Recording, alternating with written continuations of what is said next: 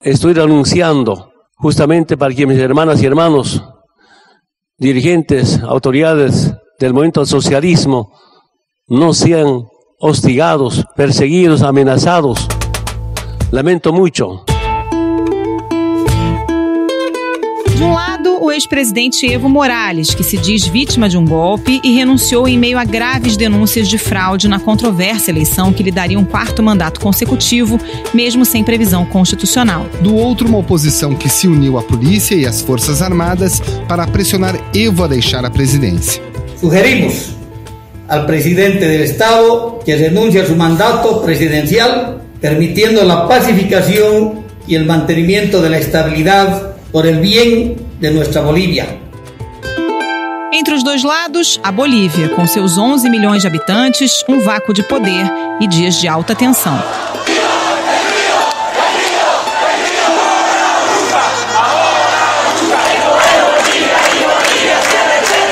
Evo Morales pediu asilo no México e teve o pedido aceito. Apoiadores do ex-presidente e opositores denunciam atentados, incêndios e atos de barbárie, como o ataque à prefeita da cidade de Vinto, Patrícia Arce Guzmán, que antes da renúncia do presidente teve os cabelos cortados, foi pintada de rosa e teve que andar descalça por horas, cercada por opositores do governo.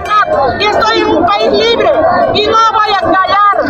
E se querem matar-me, que me matem. Isso não é de um dia. Por este processo de cambio, vou dar minha vida. O que está por trás da crise na Bolívia? Quais são os fatores que aumentam o clima de instabilidade? Como a situação no país vizinho afeta o Brasil? Esses são os temas do Ao Ponto de hoje. Eu sou Carolina Moran, estou com Roberto Maltic e participam deste episódio a repórter Marina Gonçalves e a repórter especial Janaína Figueiredo. O Ao Ponto é o podcast diário do Globo. Está disponível no site do jornal, no Spotify, no iTunes e nas demais plataformas de áudio. Fique com a gente. Janaína Figueiredo, o que está por trás desse clima de tensão, dessa crise na Bolívia? Gente, eu acho que são uma sucessão de acontecimentos que é difícil a gente saber onde começou exatamente, né, a origem dessa crise tão dramática que vive a Bolívia. Mas se eu tivesse que escolher, né, aleatoriamente um fato, eu acho que seria o momento em que o ex-presidente, Evo Morales, decidiu que ia concorrer a um 4º mandato presidencial, tendo perdido anteriormente um referendo no qual ele foi derrotado. A Justiça Eleitoral confirmou oficialmente a vitória do não no referendo em que o presidente Evo Morales buscava o direito de disputar um 4º mandato seguido na Bolívia. O não teve 51,30% dos votos e o sim 48,70%.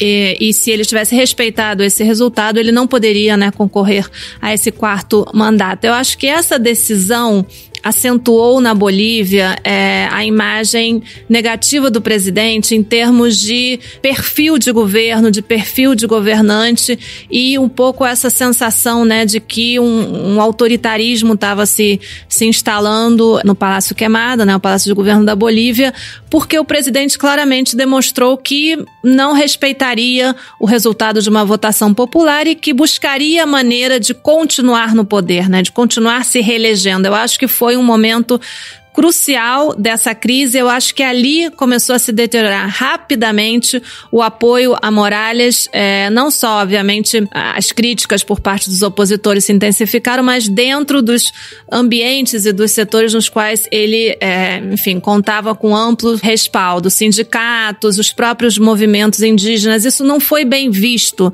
na Bolívia, né? Si bien la imagen de Morales a nivel internacional sigue siendo la de un defensor de esos pueblos, una parte de los indígenas de Bolívia hoy le rechaza y le critica abiertamente.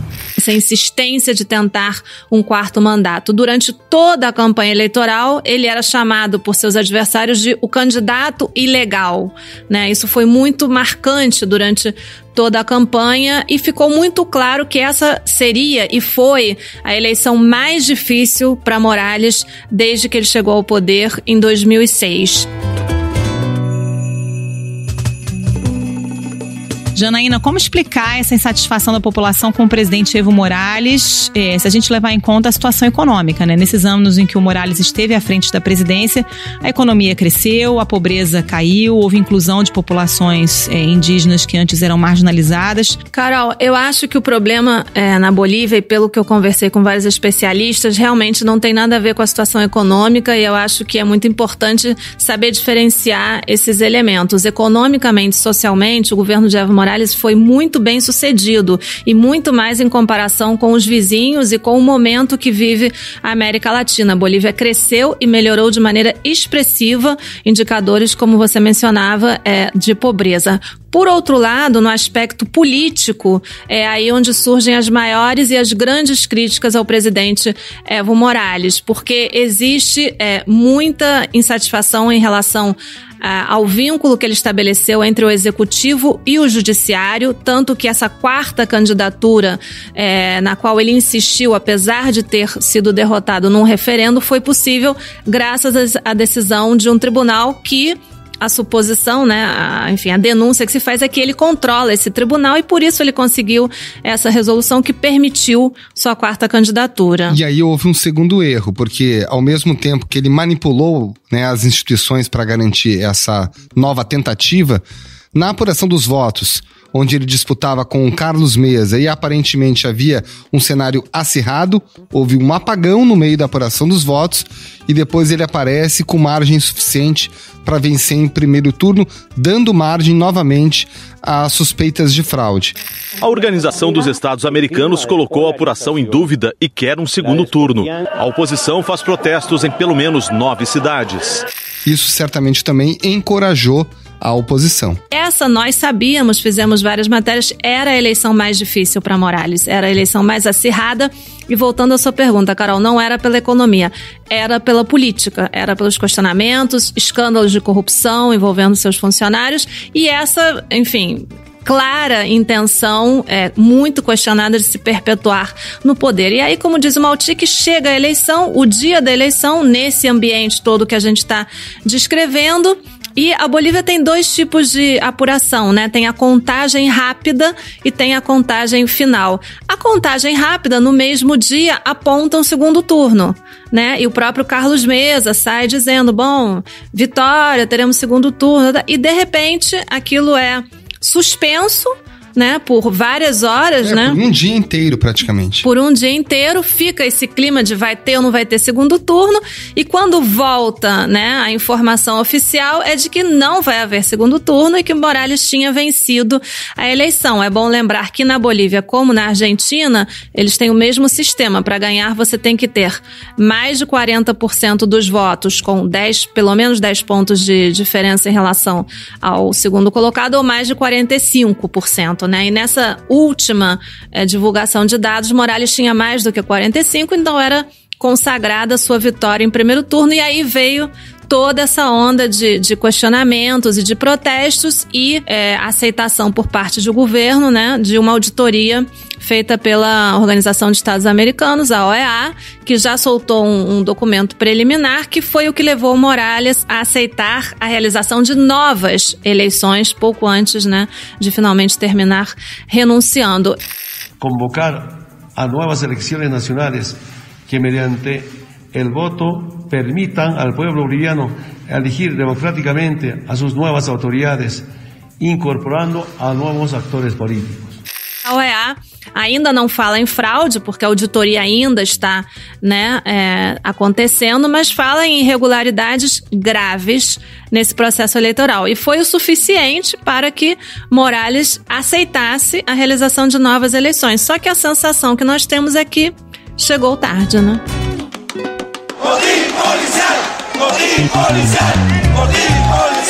Pois não adiantou. Ele perdeu o apoio entre os militares, entre a polícia. O que aconteceu ali? A gente tem que lembrar que em 2003 houve protestos que foram muito reprimidos, violentamente reprimidos na Bolívia. Não sei se vocês lembram de um presidente que falava com sotaque inglês, né, o Sánchez de Losada, que eu inclusive entrevistei e fiquei muito chocada de entrevistar um presidente boliviano que parecia um americano bem adaptado à Bolívia. Um plano para salvar Bolívia e para devolver a esperança a nosso país.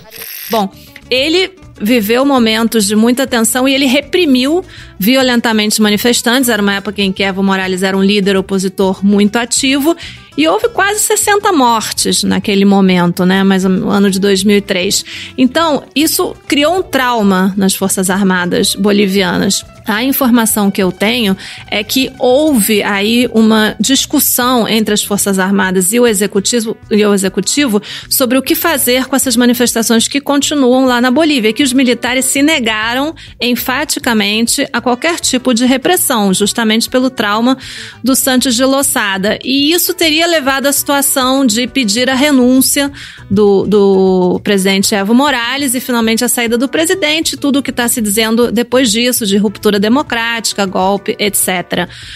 A informação que se tem é que ficou insustentável porque já havia muitos questionamentos à candidatura e o relatório da OEA criou muitas suspeitas sobre fraude. Não podemos cravar que houve fraude, a própria OEA não o fez, mas criou um ambiente de muita dúvida, né? De muita suspeita, e isso com muita pressão popular. Esse líder novo que está surgindo, Camacho, é uma pessoa que está conseguindo mobilizar, né? Uma pessoa de direita, eu diria extrema direita.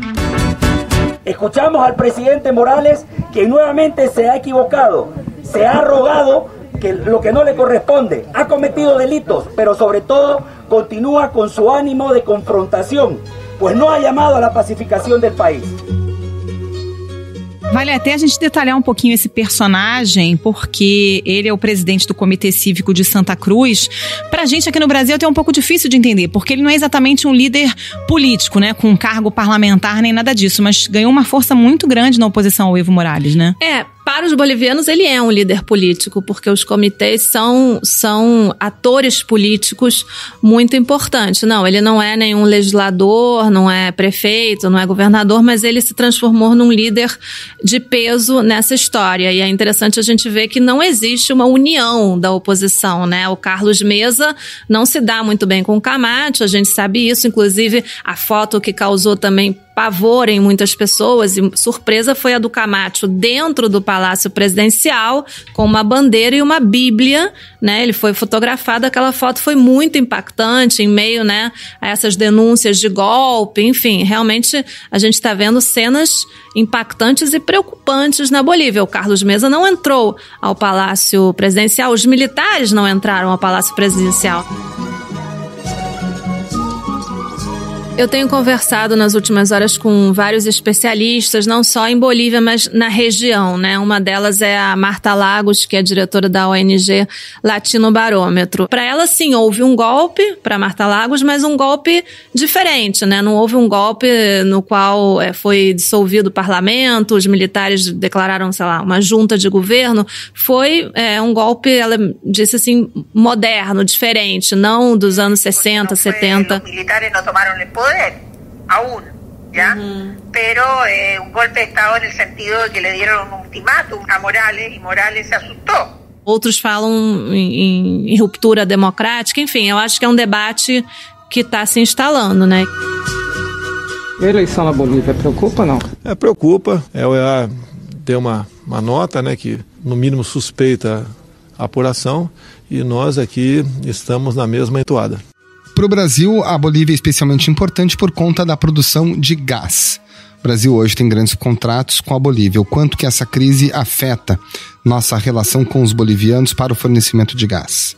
Olha, eu acho que a Bolívia, nesse aspecto econômico, é importante. Tem um contrato que está vencendo no final desse ano e estava sendo renegociado com o governo Evo Morales. Como vai continuar essa renegociação se Evo Morales sai do governo, ou saiu do governo? Eu acho que é uma questão que o Brasil deve estar observando com preocupação, porque não é uma questão menor, é uma questão, né, o Brasil estava negociando termos que desse um preço mais baixo para o gás que é produzido na Bolívia e comprado pelo Brasil. Estava em plena negociação e já estamos quase no fim do ano, e o acordo vence no fim do ano, então realmente o tempo é curto para resolver essa situação específica. Em termos políticos, eu acho que para o Brasil, embora o presidente Bolsonaro tenha tuitado uma foto, né, com o dedão para cima, dizendo foi um ótimo dia ou alguma coisa assim parecida, eu não concordo, eu não acho que tenha sido uma boa notícia para o Brasil você ter uma tamanha crise num país vizinho, sendo que toda a região está passando por um momento de profunda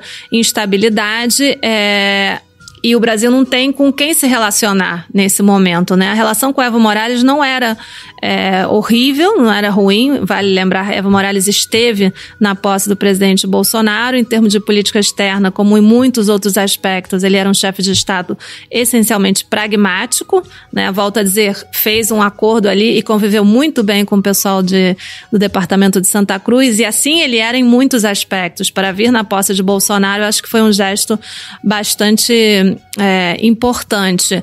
Agora, com quem que o Brasil vai continuar se relacionando a partir de agora? Na Argentina vai assumir Alberto Fernandes, né? O Chile de Pinheira, que era um importantíssimo aliado, está numa crise dramática.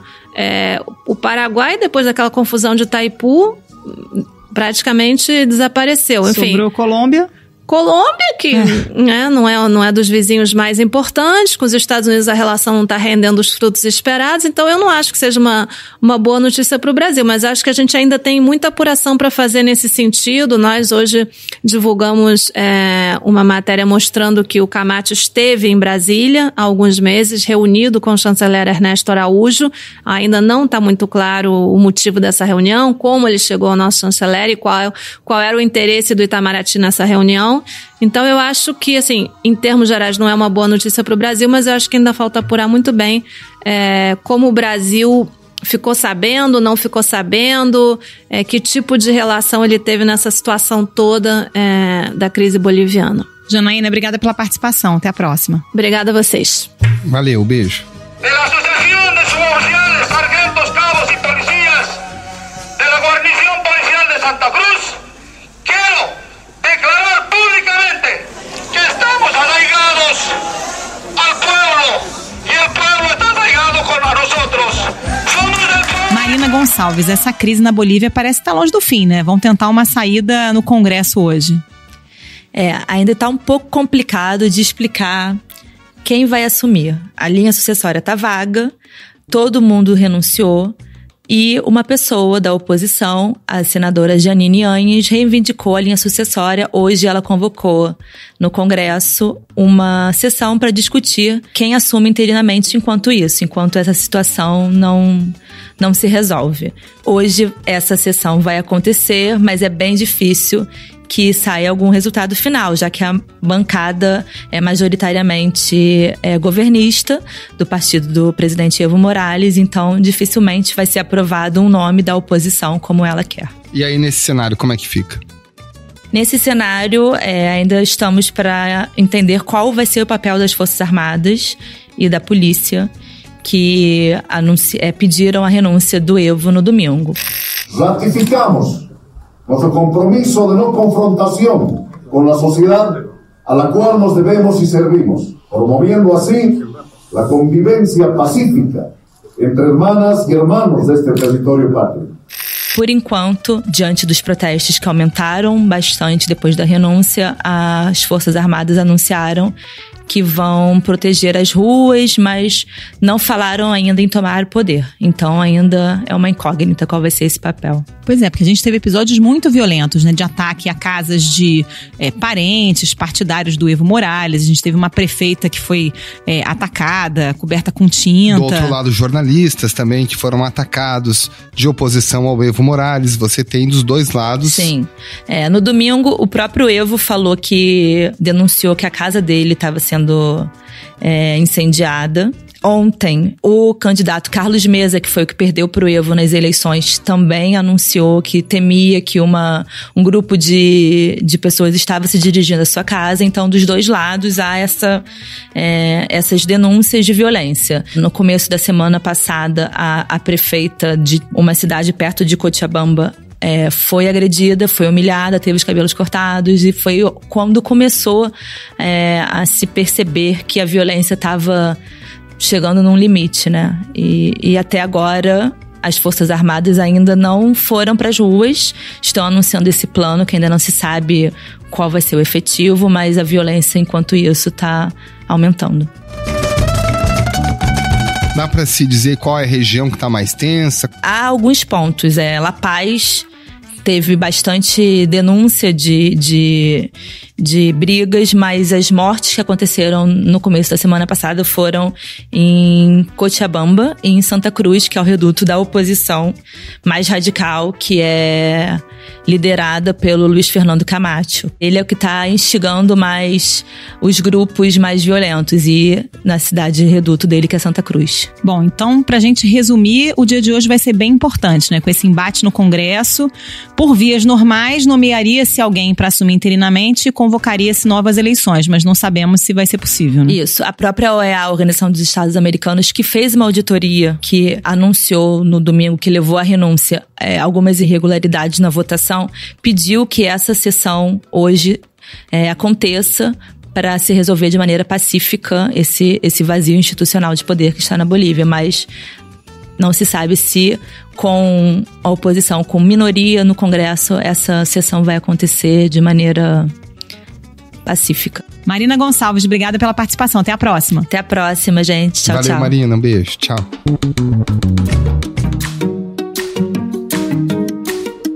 Esse foi o Ao Ponto de hoje, podcast diário da redação do Globo. Nessa conversa a gente conta com a participação de toda a equipe do jornal, as mesmas pessoas que levam até você informação e análise de qualidade todos os dias. O Ao Ponto está disponível no site do jornal, no Spotify, no iTunes e demais plataformas de áudio. E você entra em contato com a gente pelo e-mail podcast@globo.com.br. Quer saber mais? Entre em oglobo.com.br e confira todas as notícias e reportagens especiais. A captação do áudio é do Maurício Belli e a edição é do João Guilherme Lacerda. Tchau. Até mais.